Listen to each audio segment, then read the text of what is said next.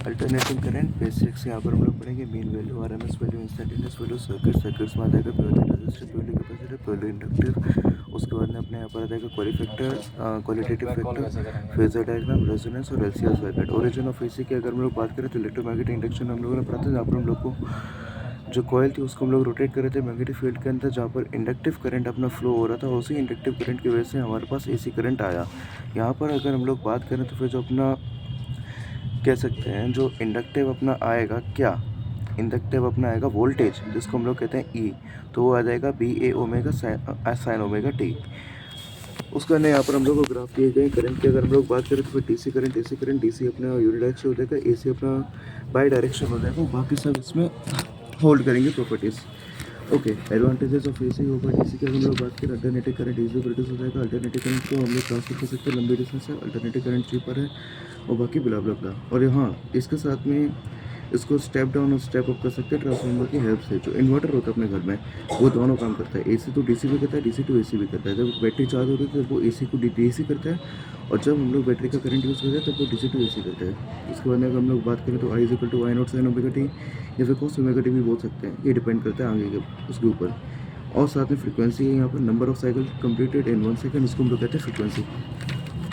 अब अगर हम लोग यहाँ पर बात करें टाइम पीरियड, तो time period of the time taken to complete 1 cycle, इसको हम लोग कहते हैं ओमेगा फ्रीक्वेंसी होती है, जिसको हम लोग कहते हैं 2 पाई इंटू फ्रीक्वेंसी, और बाकी यहाँ पर वैल्यू दी है। अब अगर हम लोग यहाँ पर बात करें I is equal to I not sine omega t, तो यहाँ पर जो आई नॉट है वो उसका एम्पलीट्यूड है और मैक्सिमम वैल्यू है, पीक वैल्यू भी है, और जो आई यहाँ पर दिया गया वो इंस्टेंटेनियस वैल्यू है।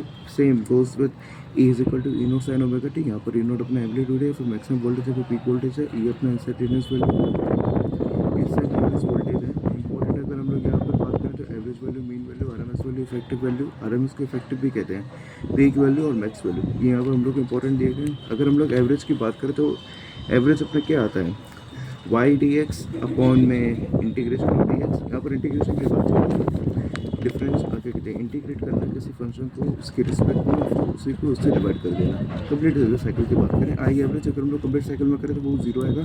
आई हाफ साइकिल की अगर हम लोग बात करें तो वो आ जाएगा 2i बाय पाई। हाँ, थोड़ा साउंड्स लाइक रिदम में हो गया। तो यहाँ पे इंटीग्रेट करके हमने वैल्यू निकाली। Same goes with instant voltage का अपना आ जाएगा, तो फिर वोल्टेज अपना हाफ साइकिल का आ जाएगा 2e नॉट बाय पाई। यहाँ पर ये 2i नॉट था यहाँ पर एक तरीके से। उसके बाद अगर हम लोग बात करें आरएमएस वैल्यू की, तो रूट मीन स्क्वायर, उल्टा पढ़ो, पहले स्क्वायर करेंगे फिर मीन करेंगे फिर उसका रूट कर देंगे, सिंपल। तो अगर हम लोग निकालें रूट मीन स्क्वायर अपनी E is equal to E not sine omega t में फुल साइकिल के लिए, तो फिर वो अपना आ जाएगा E not by root 2। I R M S भी आ जाएगा आई नॉट बाय रूट 2, और जो यहाँ पर आई नॉट है वो अपनी क्या थी, मैक्सिमम वैल्यू थी। ओके, मैक्सिमम वैल्यू थी ना, हाँ, जब वहाँ पर साइन ओमेगा टी की वैल्यू 1 थी।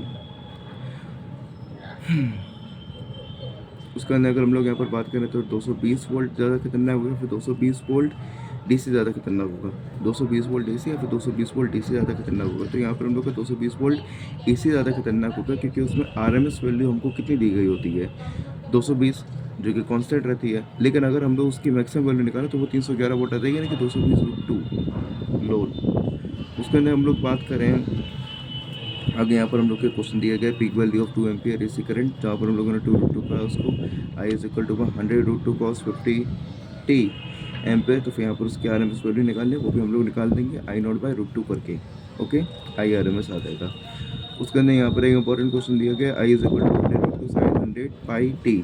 तो फिर यहाँ पर हमसे सिर्फ पीक वैल्यू पूछेगी तो वो 100√2 आ जाएगी, आर एम एस वैल्यू पूछेगी 100 एम्पियर आ जाएगी, √2 से डिवाइड कर देंगे I not by root 2। Frequency पूछी गई तो 1 बाय टाइम पीरियड होती है, और वो टाइम पीरियड हम लोग को कहाँ से निकालना है कि 100πt इज इक्वल टू 2π। तो ऐसे करके हमारे पास टाइम पीरियड आ जाएगा 2/100 सेकंड, और फिर हम लोग उसको उल्टा कर देंगे, रिवर्स कर देंगे, तो आ जाएगा 50 हर्ट्ज। टाइम पीरियड अपना निकल गया है। और हम लोग से पूछे गया करंट एट 1/600 सेकेंड्स, तो फिर वो हम लोग निकाल लेंगे वैल्यूज रखकर। उसके बाद हम लोग यहाँ पर दिया गया AC voltage apply to a resistor. तो फिर यहाँ पर अपने पास जो आते हैं सर्किट्स एक तरीके से, तो प्योरली रजिस्टिव आ जाएगा, प्योरली इंडक्टिव आ जाएगा, प्योरली कैपेसिटिव आ जाएगा, RC RL LC ये अपने सिलेबस में नहीं है, LC सर्किट अपने सिलेबस में है।